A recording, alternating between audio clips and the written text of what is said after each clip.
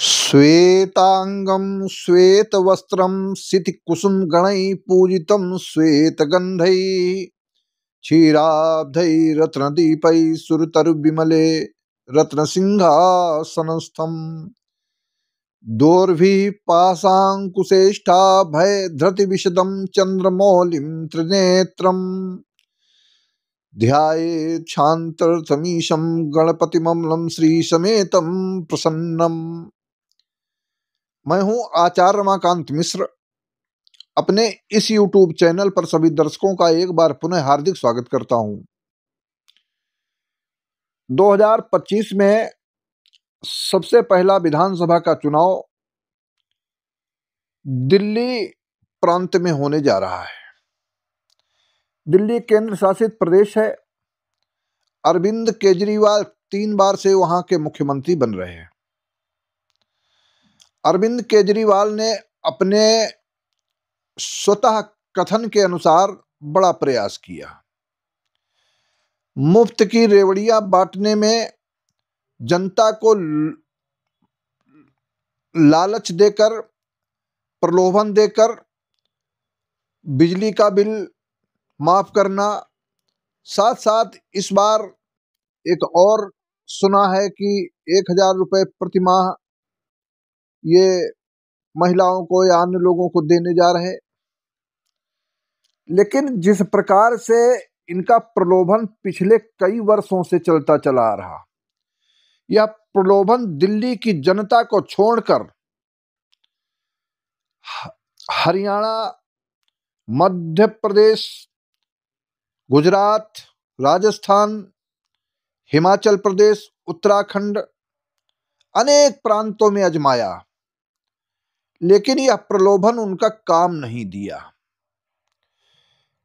जनता की विशेष आग्रह के कारण कि गुरुजी आप बतलाइए, क्या केजरीवाल फिर इसी प्रकार से एक लोलुपता के कारण एक ऐसा अपना चक्रव्यूह रचने की तैयारी कर रहे हैं कि जनता एक बार फिर उनके झांसे में आकर के, लालच में आकर के दिल्ली की उस जनता को जिसको उस लाभ से उसको 5 वर्ष तक फिर एक बार फायदा मिल सके, इस कारण से क्या फिर इनकी सत्ता बन जाएगी, सरकार में कितना बड़ा इनका दायित्व होगा, एक बार 70 में से 67 सीटें जीत करके आए। इस बार का चुनाव 2025 में क्या रहने वाला है। मैं कई बार अरविंद केजरीवाल की कुंडली का विश्लेषण, क्योंकि उनके प्रतिद्वंदी मुख्यमंत्री पद के दावेदार भारतीय जनता पार्टी ने अभी कोई प्रत्याशी तय नहीं किया, लेकिन फिर भी उनका प्रत्याशी सशक्त होगा, ऐसा एक ज्योतिष गणना से दिखाई देता है।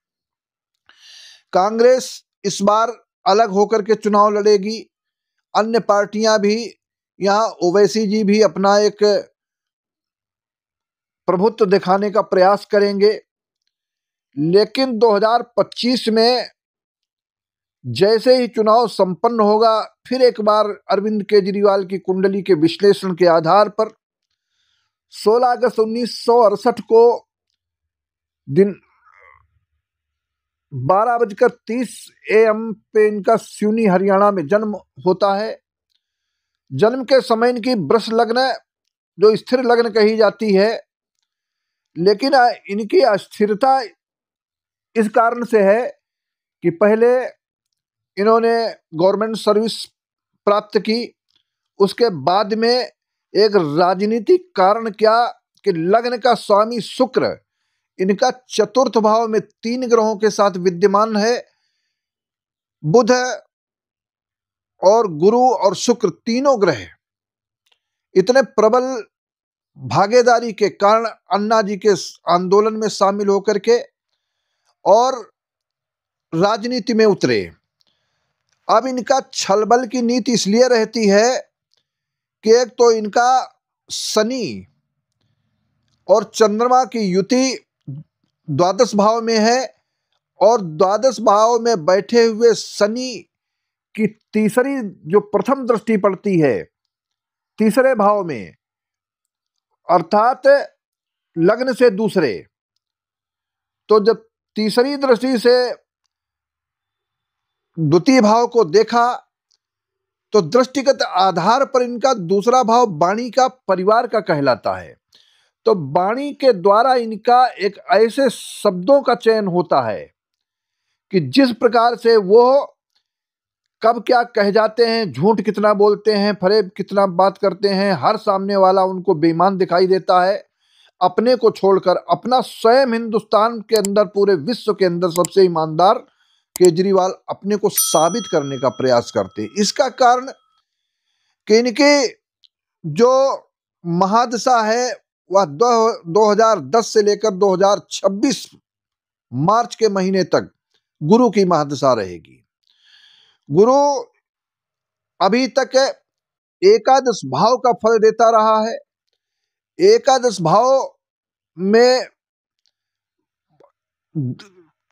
जो लग्न है कुंडली, लग्न की कुंडली, एकादश भाव का स्वामी गुरु है।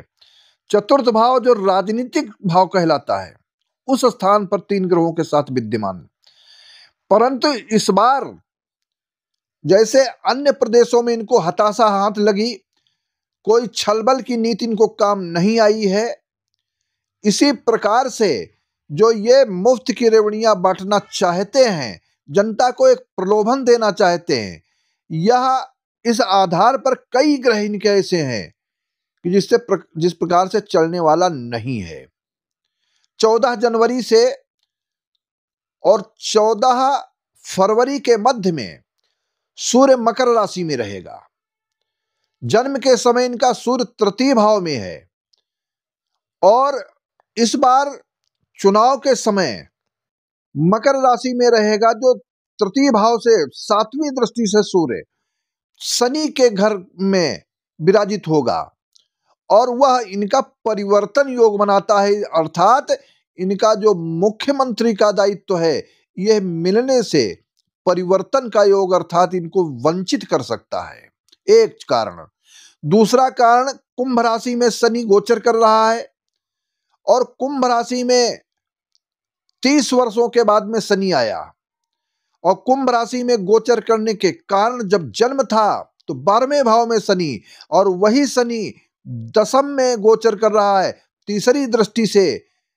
वह 12वें भाव को देख करके, ये भी 12वां भाव हानि का, अनेक प्रकार की विपदाओं को देने वाला, यहां तक जेल तक पहुंचाने का कार्य इसी कुंभ के शनि ने किया है।